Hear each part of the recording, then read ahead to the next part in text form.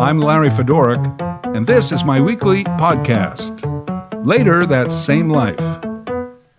Welcome to the first episode of Season 3. Later That Same Life is stories, topics, and discussions both of a personal nature and of shared public interest. Season 3, Chapter 1. You used to be cool. You used to be cool, but now you're canceled. Cancel culture. As a sociological phenomenon by that name, it's been around since about 2019.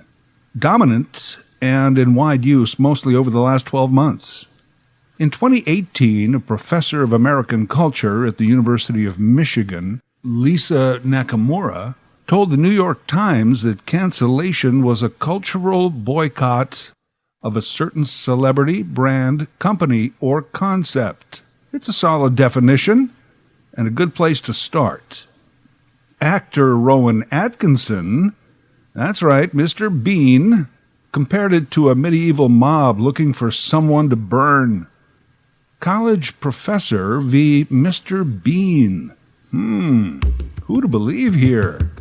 Well, they are both right. But let's start with this idea of cultural boycott. Because boycotts have been around for a long time. Here's a bit of historical trivia to impress your friends.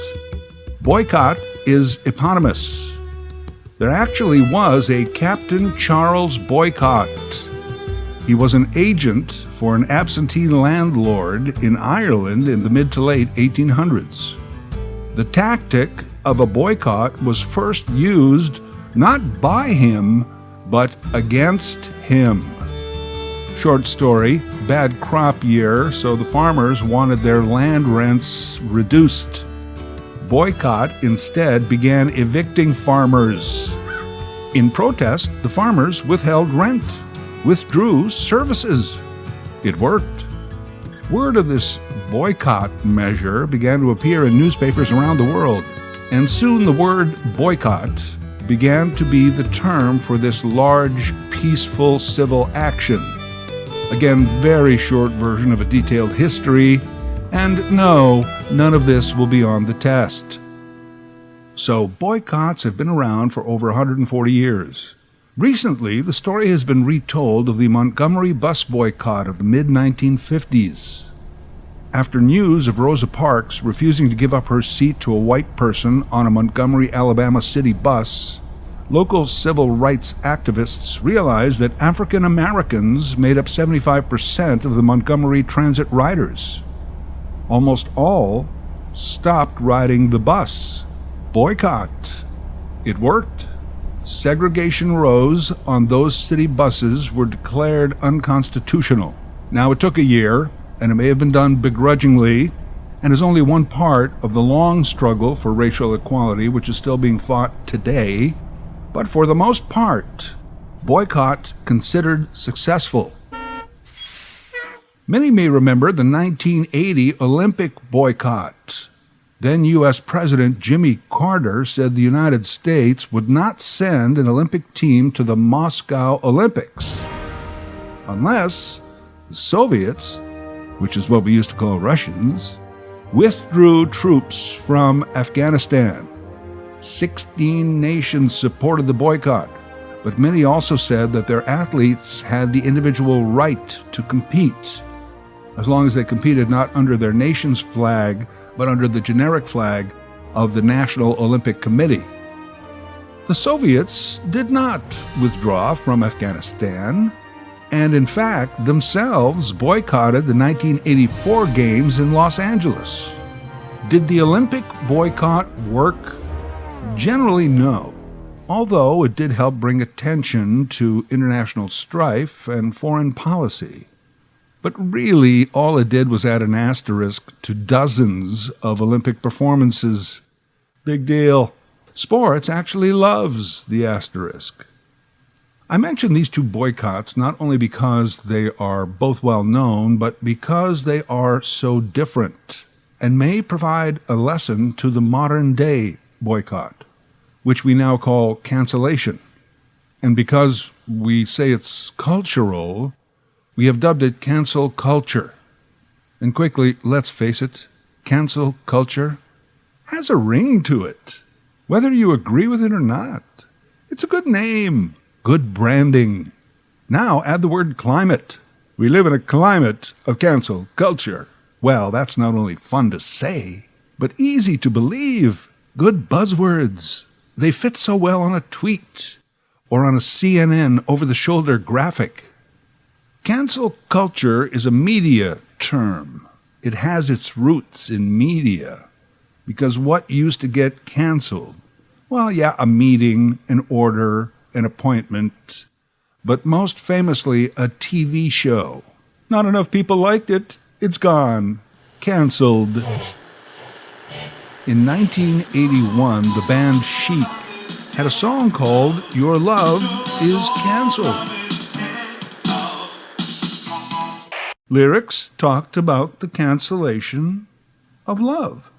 It was this song that inspired screenwriter Barry Michael Cooper to declare a woman canceled. This is the American way. In the 1991 movie New Jack City. Cancellation could now refer to a person. That was a major social development. Cancellation was used more and more. And what else happened over the next 10 or 15 years was instrumental. The world became connected. If you have listened to my podcast, you know that is a recurring theme for me because it's key, pivotal to almost all of the world's modern-day issues. Crucial, cannot be ignored. Our electronic interplay must be part of every discussion. In this case, without it, cancellation may not have become cultural. In the 20-teens, there were many cancel initiatives. Tumblr had a blog series called Your Fave is Problematic, where thousands would discuss what may have been wrong with their favorite celebrity. The all-important Me Too movement happened. And not only did it change the male privilege structure, abuse of power, but the entire cancel dynamic. It was during all of this that the New York Times observed that this connected public outrage had become a part of our culture. The term cancel culture itself, it's hard to tell who first coined it. And by the way, none of this will be on the test either.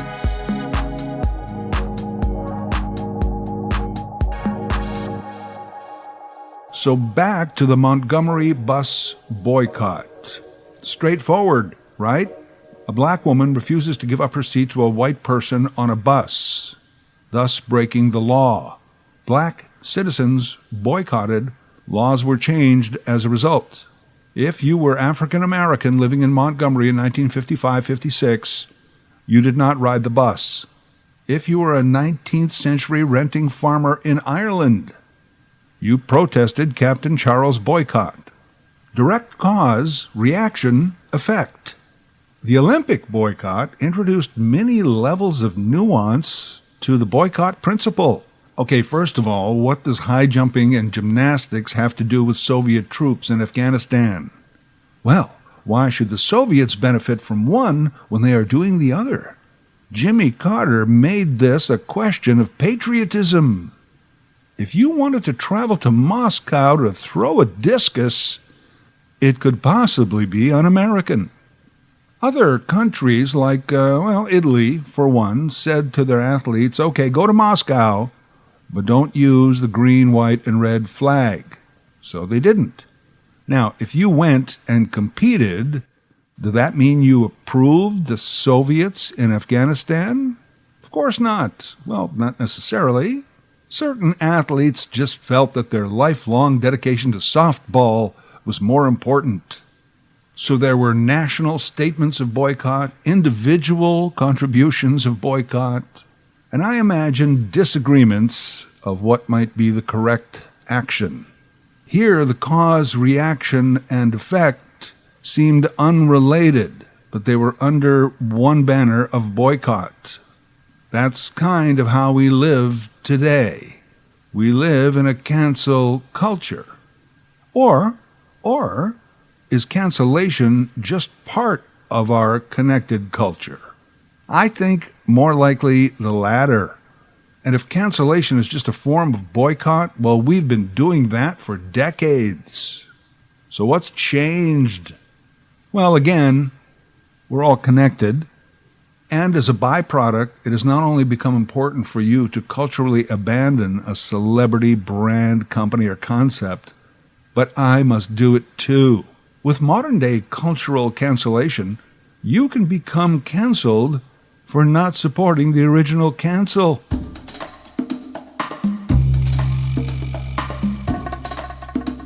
In some cases, and on first blush, the boycott cancellation seems simple and apparent. Bill Cosby, Harvey Weinstein, R. Kelly. Oh, yeah, well, of course, them. Yeah, I hate them. Cancel. Obviously. But can we still say that Bill Cosby broke ground for a lot of black comedians and actors and had some very funny comedy material back in the day? Ooh, geez, now, I don't know. I'm giving him a compliment? What about all that other sick stuff? Well, I'm not canceling events, just the person. We shouldn't rewrite history, just define the legacy, i.e., Bill Cosby's legacy should have been I Spy, Fat Albert, and The Cosby Show. Those things happened, but they won't be the legacy now, will they? All of that is on Bill Cosby. Harvey Weinstein produced and championed a lot of good movies. Happened, but won't be the legacy. Now, do I never watch a Quentin Tarantino movie again? Even after Tarantino admitted he knew of Weinstein's harassment reputation during their business relationship. By today's rules, I'd have to cancel Tarantino by association. Maybe even Uma Thurman and Samuel L. Jackson. But many give Tarantino a pass. Well, maybe he wasn't just completely woke yet. R. Kelly, well, that's easy, but yeah, do I cancel Spotify if they don't pull all of his music? Honestly, I'm not sure. A couple of years back, when there was yet another new Michael Jackson documentary that had all kinds of new revelations, some of the radio stations who reported this on their news and expressed outrage slipped Billie Jean back onto the playlist just a few days later. It's Halloween, here's Thriller. But it's Michael Jackson. Yeah, but it's Thriller. And it's Halloween. Well, you make some solid arguments. The four I just mentioned are sex offenders. They're canceled. The related people and things, those are more complicated individual decisions. So what about someone like J.K. Rowling? Canceled because she had an opinion on gender. Dave Chappelle because he agreed with her. How about Abercrombie and Fitch because of those ridiculously inappropriate t-shirts? Remember boycotting tuna? Because tuna catching nets killed dolphins? People say boycott Walmart because of products from China. And since nearly 30% of the world's manufacturing is done in China, probably about another 10,000 companies and products at least. Here's one. China is the fourth largest exporter of auto parts to the world, including North America. If you found out your North American car was, 10% Chinese parts and you were boycotting China, would you cancel your car? Maybe just drive it 10% less as some sort of statement. I'll show them.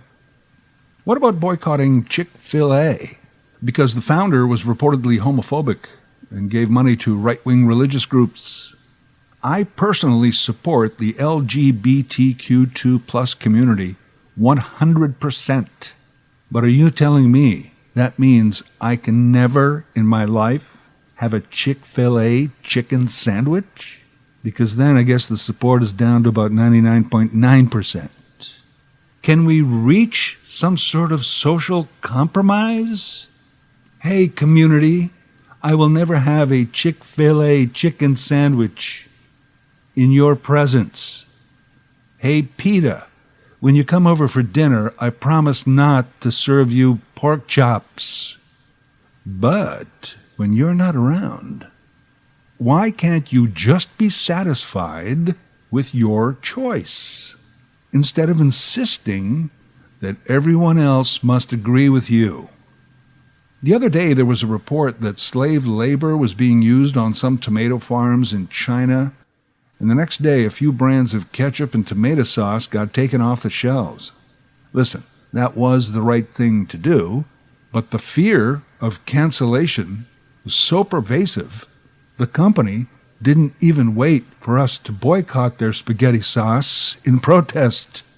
They took it off the shelves in anticipation of a cancel, a preemptive strike. And listen, I don't mean to focus all on China. That's a whole other episode. And, right now the G20 and much of the world is just kind of waking up, saying, China, we might have a problem. What do we do about it? Maybe there's an answer in these books I just ordered on Alibaba. There's a very old quote that's been used a lot lately, mostly in the United States, from Otto von Bismarck, 19th century German chancellor, and again, deference to PETA. Quote, "If you love law and sausages, you should never watch either being made," unquote. Great saying. Very true. But guess what? That refers to a lot of the world today. Not just government, but business, religion, tech, media, the arts, and so forth. A lot goes on you wouldn't approve of, under the watchful eye of people you wouldn't like. What to cancel? Your choices are infinite. So here's where we are.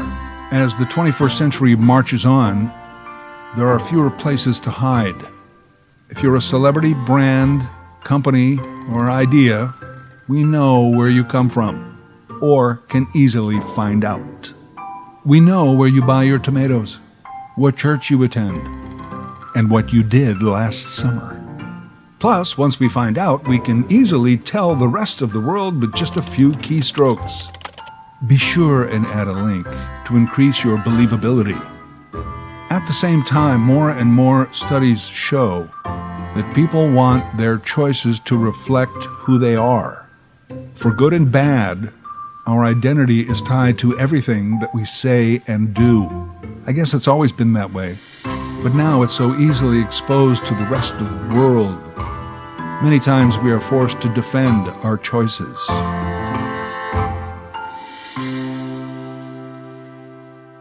Everyone has the right to choose who they cancel.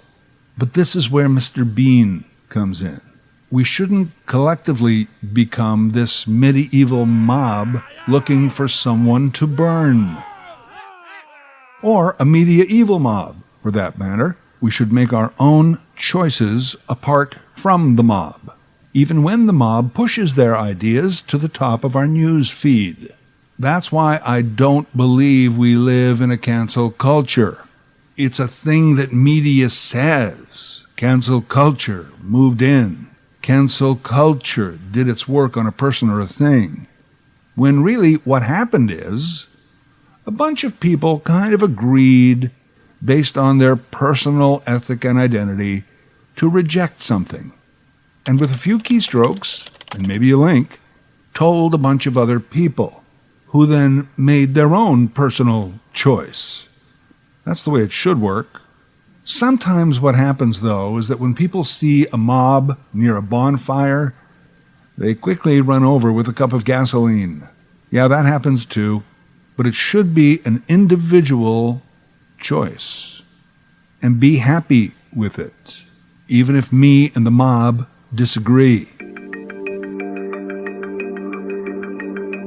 Last point, not boycotting a person, company, concept does not necessarily mean you support it. Boycott, cultural cancellation, not a cancel culture. By the way, I completely lied about the test. The results will count 100% toward your final mark. What was Captain Boycott's first name? What country did he live in? In what city did Rosa Parks ride the bus? Who was President of the United States in 1980? What are the colors of the Italian flag? Who played Mr. Bean? How old is Uma Thurman? Who wrote New Jack City? What is 1/5 of 2/3? If an eastbound train leaves Chicago at 8 a.m. going 60 miles an hour, and a westbound train leaves... Later That Same Life is written, voiced, and produced by Larry Fedoruk. LarryFedoruk37@gmail.com. Subscribe to Larry's podcast YouTube channel. Get automatic notifications with each new episode.